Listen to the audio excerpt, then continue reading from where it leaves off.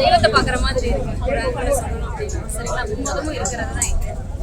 புதுசா ஒரு கடவுளை கொண்டுட்டு வந்தா எப்படி இருக்கும் அந்த மாதிரிதான் நாம் தமிழர் கட்சியை பாக்குறாங்க. பேருக்கு தான் மாநகராட்சி, நகராட்சிக்கான தகுதி கூட இல்லை. இப்போ இதை மாற்றுவதற்கான சக்தியா நம்ம இங்க இறங்கிருக்கோம். அதுவும் நம்ம சயின்டிஸ்ட் நாம் தமிழர் கட்சினாவே சொல்லவே தேவையில்ல. சுத்தமான எல்லா அடிப்படை உரிமைகளையும் நம்ம மீட்டு கொடுக்குற ஆளுங்க, மீட்டு கொடுக்குற ஆளுங்க, அடிப்படை பிரச்சனைகளை சரி பண்ண வேண்டிய ஆளுங்க. சோ இந்த இடத்துல வரவேற்பு பாத்தீங்கன்னா உண்மையாவே எப்படி சிறப்பு. எக்ஸ்எம்எல்ஏ இங்க இருந்தாரு, இந்த தொகுதிக்கு என்னென்ன பண்ணிருக்காரு, அவர் என்னென்ன பண்ணல, என்னென்ன ரூல்லாம் பண்ணிருக்காரு. தொகுதிக்கு அவர் எது பண்ணல, அவர் வீட்டுக்கு வேணா பண்ணிருக்காரு. ஏன்னா இங்க இருக்கிற குப்பையோட டெண்டரே அவரோட பையனுக்கு தான் கொடுத்துருக்காரு. அதாவது எப்படி டிஎம்கே பார்ட்டியில வந்து வம்சமா மன்னர் பரம்பரை ஆச்சோ அதேதான் இவங்க இதுலயும் நடந்துகிட்டு தான் இருக்கு. அப்பா கட்டுறது சன் மகன் அந்த மாதிரி தான் இருக்கு. தொகுதிக்கு எதுவுமே பண்ணல.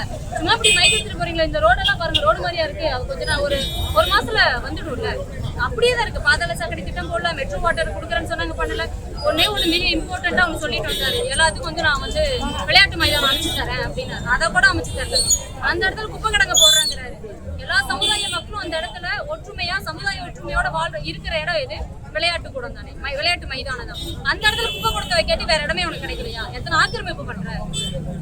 சோ ரொம்ப தவறான ஒரு போக்கு தான். அப்போஸ் திராவிடத்தை பத்தி உங்களுக்கு தெரியும், திராவிட ஆட்சி பத்தி. இதுல வந்து நாசர் ஐயா வந்து பாத்தீங்கன்னா பேட்ச் ஒர்க் பண்ற மாதிரி தான் இருக்கு. அவரோட வீட்டு பக்கத்துல ரோடு போடுறாங்க, பேட்ச் ஒர்க் ரோடு தான். எல்லா கட்சியும் இப்ப நான் ஃப்ரிட்ஜ் தரேன், சிலிண்டர் தரேன், கிளாஸ் தரேன்னு சொல்றாங்க. நான் எதையும் இலவசமா தர மாட்டேன்னு சொல்றேன். அது எப்படி இல்ல, மக்கள் ஏத்துக்கிட்டு ஆகணுங்கிற சிச்சுவேஷன் வந்துட்டாங்கல்ல. இன்னைக்கு கேஸ் இல்ல, நீங்க போயிட்டு நீங்க ஒரு ஹோட்டல் போறீங்க, சுடுதண்ணி கேக்குறீங்க, சுடுதண்ணி தரங்க நீங்க நினைக்கிறீங்களா? கேஸ் சிலிண்டர் இருக்கு. அண்ணன் பேசின வித்தின் ஃபியூ டேஸ்ல இது நடக்குது. That's mean what. சோ இதெல்லாம் இத பத்தி அண்ணன் ஒரு உண்மையாவே தீர்க்க தரிசனம். இவ்வளவு பிரச்சனைகள் எதுக்கு, இவ்வளவு பிரச்சனைகள் இருக்குன்னு சொன்ன கொஞ்ச நாளே பிரச்சனைகள் வருது அப்படிங்கும்போது பெரிய விஷயம் தானே. இப்போ நீங்க ஒரு யங்ஸ்டரா நீங்க சொல்லுங்க, வேலை வாய்ப்பு இல்ல, எதுவுமே இல்ல, படிப்பும் இல்ல, நான் எங்க போவேன்? சும்மா போறேன், டாஸ்மாக் ஓபன் பண்ணி வச்சிருக்காங்க, குடிச்சிட்டு நான் வீட்டுல தான் கிடப்பேன். எனக்கு கல்வி இல்ல, கல்வி இருந்தாலும் எனக்கு வேலை இல்லை. அந்த வேலைக்கு கூட எங்க அண்ணன் சொன்ன மாதிரி பிச்சை எடுக்கிற வேலை கூட வடக்கன்னு வந்திருக்காங்க. சோ இங்க எனக்கான வேலை வாய்ப்பு இந்த இடத்துல அடிப்படை தேவை எதை கொடுக்கணுங்கிறதான சரியான அரசியல் சரியான டைமிங் எடுத்துரும். இல்ல, சீமான் சொல்றாரு 1000 ரூபாய் கொடுக்குறோம், 2000 ரூபாய் கொடுக்குறோம், 3000 ரூபாய் கொடுக்குறோம், மக்கள் ஏத்துக்கிறாங்க. சீமான் சொல்ற நலத்திட்டங்கள் எல்லாமே வந்து காவல்துறைக்காகட்டும், சுகாதாரத்துறை எல்லாமே கேட்க நல்லா இருக்கு. ஆனா அது நடைமுறை சாத்தியத்துல வருமா? கேட்க நல்லா இருக்கு, பார்க்க நல்லா இருக்கு. இவ்வளவு பெரிய ஸ்ட்ரக்சரை எப்படி சீமானால உருவாக்க முடியும்? ஒரு தனி மனிதன் ஒரு விளம்பரத்துக்காக சொல்றாரு அப்படின்னு மக்கள் பரவலா பேசுறாங்க. நீங்க என்ன சொல்றீங்க? இல்ல, 65 ஆண்டு திராவிட ஆட்சி பண்ணிடுச்சு. எங்கேயாவது 30 வயசுல ஒரு எம்எல்ஏ மினிஸ்டர் காட்ட முடியுமா? 2 சீட்டு 3 சீட்டு முட்டி போடுறவங்க தான் பாத்திருப்பீங்க. இது இளைஞர்கள், நிறைய படிச்ச பிள்ளைங்க, நிறைய அட்வான்ஸ்டு டெக்னாலஜி ஐடியாஸோட நாங்க வந்திருக்கோம். அப்ப எங்களால இது பண்ண முடியும். 10 லட்சம் கோடி கடனை வச்சுமே நாடு இப்படியே தான் இருக்கு. நாட்டுக்கு எதுவுமே பண்ணவில்லை. இல்ல, நாங்க விவசாயத்தை எடுத்துட்டு வரோம். உங்களுக்கு தெரியும், மார்ஸ்ல ரிசர்ச் பண்ணிட்டு இருக்காங்க. வேற எதுக்கும் இல்ல, விவசாயத்துக்கு தான். அப்போ விவசாயத்தோட மிக முக்கியமான இம்பார்ட்டன்ட் நமக்கு தெரியும். விவசாயத்துக்கு மட்டுமா அப்படின்னா மத்த டிபார்ட்மெண்ட் உள்ள வச்சிருக்கோம். படிச்ச பிள்ளைங்களுக்கு உண்மை தரமான படிப்புக்கு ஏற்ற வேலையும் நம்ம கிட்ட இருக்கு, உருவாக்குறோம். எல்லாமே அடிப்படை மாற்றம் தானே, அடிப்படை அரசியல் மாற்றத்தை தான் நாம் தமிழர் கட்சி பண்ணிட்டு இருக்கு. இப்போ 2020 வரைவறிக்கை நீங்க பாத்திருப்பீங்க, மிக துல்லியமா மிக சிறப்பா இருக்கு. Possible, it's possible. ஏன் உங்களால முடியாதுன்னு நினைக்கிறீங்க? இல்ல, பக்கத்து சீனால பாருங்க, விவசாயம் பெருசா பண்ணிட்டு இருக்காங்க. நம்மளோட 30 வருஷம் அட்வான்ஸ்டா இருக்காங்க. எப்படி பண்ணாங்க? இவ்வளவு பணம் வந்து அரசாங்கத்துக்கிட்ட இருக்குது, ஏற்கனவே இருக்குது. நீங்க சொல்ற இந்த வரைவு திட்டத்தை ஏன் கவர்மெண்டால செய்ய முடியல? ஏன் ஸ்டாலினால செய்ய முடியல? எடப்பாடியால செய்ய மாட்டாங்க. அதுதான் திராவிட அரசு நம்மள பிரச்சனைகளுக்குள்ளேயே தான் வச்சிருப்பாங்க. நீங்க சொல்றதெல்லாம் செஞ்சா அவங்களுக்கு ஒரு அட்வான்டேஜ் தானே, ஏன் செய்ய மாட்டிருக்காங்க? எதனால? மக்களை பிரச்சனைகளுக்குள்ள வச்சிருக்கிற வரைக்கும் தான் உங்களுக்கு ஓட்டு. நான் நல்லா ஆயிட்டேன், நான் அவனுக்கு உங்களுக்கு ஓட் பண்ணணும். பிரச்சனைகளுக்குள்ள வச்சு நான் பிரச்சனை வந்தா சரி பண்ணிடுவதோ. எங்க மக்கள் வந்து ஆவடிக்குள்ளதான் தேவி நகர்ல போய் பாருங்க, நிறைய இடத்துல பட்டா இல்லன்னு சொல்லி அந்த இடத்துல ஆக்கிரமிப்பு பண்ண போறாங்க, இடிக்க போறாங்கன்னு சொல்லிட்டு பேசிட்டு இருக்காங்க. 100 வருஷம் வாழ்ந்தாங்க, 4 தலைமுறை வாழ்ந்திருக்காங்க. வீட்டு வரி கட்டினாங்க, தண்ணி வரி கட்டினாங்க, சாலை வரி கட்டினாங்க. வரி கட்டும் போதெல்லாம் தெரியலையா அவங்க இல்லன்ட்டு? அப்ப இந்த மாதிரி பிரச்சனைகளை தொடவே மாட்டாங்க. இத பிரச்சனைகளையே வச்சிருந்து எனக்கான ஓட்ட கொடுன்னு மட்டும் தான் கேட்பாங்க. இதை சரி செய்ய வேண்டிய இடத்துல தான் நம்ம இருக்கோம். 2026 தேர்தல்ல 64 பேருக்கு மேல நாங்க புதிய வேட்பாளர் நாங்க அறிமுகப்படுத்தி இருக்கிறோம். இதுவே எங்களுக்கு ஒரு மிகப்பெரிய சாதனை தான் அப்படின்னு ஸ்டாலின் சொல்லியிருக்காரு. இந்த புதிய வேட்பாளர்கள் நீங்க எப்படி பாக்குறீங்க? என்ன மாற்று திட்டத்தை அவங்க எடுத்துட்டு வந்தாங்கன்னு மட்டும் சொல்லுங்க. திராவிட ஆட்சி வரைவுல 64 புதிய வேட்பாளர்கள், அதை கிள்ளி விட்டதே நாங்க தான். இல்ல, இப்ப அவங்க என்னது மாற்றத்தை எடுத்துட்டு வராங்க நம்ம பார்ப்போம். Let's see, we have to see. எப்படி ஸ்டாலின் ஐயா ஆமாசாமி போடாம இவங்க புதிய திட்டத்தை எடுத்துட்டு வந்துருவாங்களா? திராவிட கொள்கையை தானே கொண்டுட்டு வர போறாங்க. இங்க ஆள் மாற்று கிடையாது, அரசியல் மாற்று. இதுக்காக தான் நாங்க போராடிட்டோம். விஜய் வந்து நாம் தமிழர் கட்சியோட ஓட்டு வந்து சரிஞ்சிரும் குறைஞ்சிரும் பேசிட்டு இருக்காங்க. இதை பத்தி உங்களோட கருத்து? இல்ல, விஜய் படம் 2 நாள் ஓடிச்சு, அதுக்கடுத்து அஜித் படம் வந்தாவே நல்லா ஓடும். உங்களுக்கு ஆன்சர் வந்துருச்சுன்னு நினைக்கிறேன். இளைஞர்கள் வந்து நிறைய பேர் புதிய ஒரு முகம் வந்தா நல்லா இருக்கும் அப்படின்னு எதிர்பார்க்கறாங்க.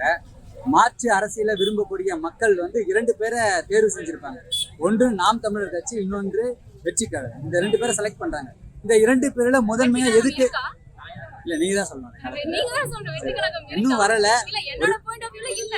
ஒருவேளை மக்கள் இருக்காங்க களத்திலேயே எல்லாம் பெட்டிக்குள்ள வந்துருவாங்க. இல்ல, இவங்க 2 பேர்ல எதுக்கு நாம் தமிழரை அவங்க செலக்ட் பண்ணணும், தமிழக வெற்றி கழகத்தை வேணாம்னு சொல்லிட்டு இளைஞர்கள் உங்களை செலக்ட் பண்றதுக்கான நோக்கம் என்னவா? இன்னும் சொல்றேன், மாற்று அரசியல் தான் எங்க முக்கியம். ஆள் மாற்றம் எல்லாம் கிடையாது. அரசியல், அடிப்படை அரசியல் மாற்றம் தான். விஜய் அவர்கள் என்னத்தை எடுத்துட்டு வந்தாரு? அவர் ஒரு புதிய அரசியல் கொண்டு வந்திருக்காரு. ஏங்க, ஃப்ரூட் மிக்சர் மாதிரி எடுத்துட்டு வந்திருக்காரு ஒரு கொள்கைகளை. இது எப்படி வந்து புதிய அரசியலா ஒரு முகம் மாறிடுச்சா போருமா? எல்லாமே இருக்கணும்னு சொல்றாரு. புரியல. திராவிடம் இருக்கணும், தமிழ் தேசியம் இருக்கணும், நம்ம எல்லாரும் சேர்ந்து வாழலாம்னு சொல்றாரு. திராவிடமா தமிழ் தேசியமா? அதுக்கு என்னங்க பண்ண முடியும்? அவர்தான் கொஞ்சம் சிக், மென்டலி சிக். ஏதாவது ஒரு பார்த்து நம்ம அவங்க சூஸ் பண்ணணும். டிஎம்கே டிஎம்கேவாவது திராவிடம்னு பேசுச்சு, இவங்க திராவிடமும் தமிழ் தேசியம்னு பேசுறாங்க. அப்ப என்ன அர்த்தம்? அவன் தமிழன், அவர் தமிழன் கிடையாது. எல்லாத்தோட ஓட் பேங்க் இங்க வேணுங்கிறதுக்காக திராவிடத்தை எடுத்துட்டு வராரு. ஆனா இது தமிழர்களுக்கான மண்ணு. என்னங்க strategy? What kind of strategy is this? Isn't right? இது ஸ்ட்ராட்டஜி கிடையாது. இது வந்து இன்னும் தமிழ்நாட்டு மக்களை வந்து அழுத்தப்பட்டு கொண்டுட்டு போற ஒரு விஷயம். இது மிக தவறான போக்கு. இப்ப வரைக்கும் ஆன்லைன்ல வந்து ஃபர்ஸ்ட் வந்து சீமான் அவர் வந்து விஜய் ஆதரிச்சாரு. ஆனா இப்ப எதுக்கு அது விஜய் கட்சியில இருக்கவங்க இதேதான் பேசிக்கிட்டு இருக்காங்க. இத பத்தி என்ன சொல்லுங்க? இல்ல, நீ அண்ணனோ தம்பியோ, இவன் தாயாவே இருந்தாலும் சரி, என்னோட பாதை இதுதான், தமிழ் தேசிய பாதை. நீ தமிழ் தேசிய பாதைக்கு வா, என் கூட வா, நான் உனக்கு சொல்லித்தரேன், எல்லாமே செய்யறேன். நீ எனக்கு முரணா நான் எது நினைக்கிறேனோ, எதிரா எது நினைக்கிறோம், நீ அதுல போய் நான் ஆட்சி செய்யணும் நீ நினைச்சிட்டு வர. அப்ப நான் எப்படி என் தாயா இருந்தாலும் அடிப்பேன்ல? எனக்கு தமிழ் தேசியம் முக்கியம், என்னோட கொள்கை முக்கியம். அதுல நீ எப்படி நீ தவறுதால இவ்வளவு நேரம் கிளிப்புள்ளையாட்ட சொல்லி தமிழ் தேசியம் சொல்லி எடுத்துட்டு வரும்போது திடீர்னு ஒரு திரை கவர்ச்சியில வந்துட்டு தமிழ் தேசியமும் திராவிடமும் அப்படின்னு சொல்லிட்டு ஒன்று சேர்க்கும் போது முட்டாள்தனமா இல்ல, நமக்கே தோணுதுல முட்டாள்தனமா இருக்கு. இந்த மாதிரி விருன்னு போறாங்களா, இந்த மாதிரி பீப்புள் தான் அவங்களால உருவாக்க முடியும். போஸ்டர் இந்த மாதிரி கம்பத்தில் ஏறிக்கிட்டு தலைவா முத்தம் கூட அப்படின்னாங்களா, அந்த டீமை தான் உருவாக்க முடியும். எங்களை மாதிரி வழக்குகளை சந்திச்சுக்கிட்டு மக்களுக்காக போராடுற பிள்ளைங்களை உருவாக்க முடியாது. விஜய்க்கு வந்து நீங்க பெரம்பூர்ல இருந்து பிரச்சாரம் பண்ணுவாங்க, ஆனா அனுமதி கிடையாது. அதை பத்தி உங்களுக்கு இல்ல, அது அவங்க ஸ்டாலின் ஐயாட தான் கேட்கணும். கூட்டணி சேருவீங்களா மாட்டீங்களா? கூட்டணி சேர்ற மாதிரி தான் நான் உனக்கு வந்து கொடுப்பேன், பிளேஸ் கொடுப்பேன், டைம் கொடுப்பேன் அப்படின்னு அவங்க பேசிப்பாங்க. இதுக்கு நமக்கு என்ன இருக்கு? யார் எப்படி போனாலும் என்ன, எப்படி பார்த்தாலும் ஒரு சரியான ஒழுக்கம் கிடையாம தான் போயிட்டு சாவுறாங்க. இது உயிர் வலி. எங்க அண்ணன் சொன்ன மாதிரி 5 நிமிஷம் பேசுனதுக்கு இத்தனை கேஸ், 43 பேர் செத்தாங்க. அது இல்லாம அடிஷனலா செத்து இருக்காங்க, அதுக்கெல்லாம் கேஸே வரலையே. சோ இங்க தவறுதெல்லாம் ஆட்சி நடக்குது. நீங்க ஒருத்தர் சரி நீங்க எடுத்துட்டு வரவே தேவையில்லை. இங்க சரியானது நாம் தமிழர் கட்சி மட்டும்தான். எல்லாமே தவறான அரசியல். தஞ்சாவூர்ல இருந்து அந்த பையன் இறந்தாங்க, ஆனா அவங்க கட்சி சார்பா எதுவுமே அறிக்கை கூட விடல. இல்ல, ஒரு பையன் தன்னோட கூட்டத்துக்கு வந்த பையன் செத்ததுக்கே அறிக்கை விடல. எப்படி இவங்க தமிழ்நாடு இளைஞர்களே இவர் பின்னாடி இருப்பாங்க எப்படி நினைச்சிட்டு இருப்பாரு? இதெல்லாம் அவருக்கு ஒரு எக்ஸாம்பிள் தான். நம்ம இப்படி நடந்துட்டு இருக்கிறோம், மக்கள் நம்மளை பாத்துட்டு இருக்காங்கன்னு தெரிஞ்சும் he is silent. He is in silent mode. ஒவ்வொரு வீட்லயும் விஜய் இருக்கான்னு, எல்லார் வீட்லயும் விஜய் இருக்காங்க. எல்லார் வீட்லயுமா? எனக்கு சிரிப்பு தான் வருது. எல்லா வீட்லயும் எல்லாம் இல்லைங்க, என் வீட்ல எல்லாம் இல்லவே இல்லைங்க. அவரா கற்பனை உலகத்துக்குள்ள வாழ்ந்துட்டு இருக்கிறாரு. எல்லார் வீட்லயும் விஜய் இருக்காங்கன்னா 43 பேர் செத்து இருப்பாங்களா, அவங்க வீட்டுல விஜய் இருப்பாங்க ஒரு மெமரியா. இவனுக்கு இவரை பார்க்க போய் தானே சத்தாங்கிற மாதிரி இருக்கும். அதுக்காக என் வீட்டுல கடன் இருக்குது, விஜய் இருக்காரு, ஆயிரக்கணக்கான கோடி சம்பாரிச்சு வச்சிருக்காரு, கடன் கொடுப்பாரா? கடன் அடைக்க கடனாவது கொடுப்பாரா? மாட்டாருல்ல. இவரங்க விஜய் இருக்காரு, விஜயா அவர் வீட்டுல இல்லைங்க. ஆல்ரெடி 10 லட்சம் கோடி கடன் இருக்கு. இவரு வந்தா வந்து நான் மகளிருக்கு மாசம் 2500 ரூபாய் கொடுக்குறேன், பஸ் இது தமிழ்நாட்டுல எங்க வேணா ஃப்ரீயா போகலாம், சிலிண்டர் 6 சிலிண்டர் கொடுக்குறேன். இதெல்லாம் இந்த எப்படி பாக்குறீங்க? இல்ல, முதல்ல அவரோட மனைவிக்கு வந்து வீட்டுல இடத்த கொடுக்க சொல்லுங்க, அப்புறம் இந்த மாதிரி ஃப்ரீ திட்டத்தை எல்லாம் கொண்டு வாங்க. நன்றி.